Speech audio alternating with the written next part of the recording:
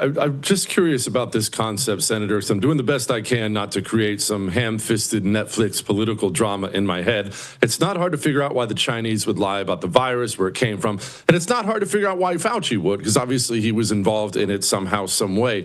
What I'm really struggling with is why our intelligence agencies were so apparently invested in getting involved in this cover-up, covering for China or Fauci. What am I missing? We have one email from within the Intelligence Committee where they're having a discussion and they say, be careful about criticizing the Chinese having militarized this and having military sciences in it, because you realize we do the same. We had another interview with a high-ranking appointee to be involved in our government. And when we asked her about her previous work with bioweapons, I said, well, what are the limits? And she said, well, anything we think the Chinese are doing, we should do. And so many of these things, like let's say Ebola.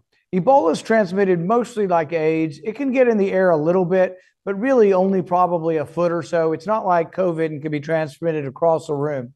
So with Ebola, it would probably be very dangerous to do experiments to weaponize it by aerosolizing it, by mutating it purposely so it'll spread throughout a whole room and would be, spread around the world like an influenza virus.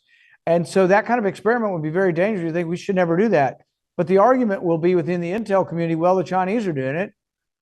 The Chinese also have done experiments to try to racially target their viruses. Now, I don't know if they've been successful. Many think they haven't.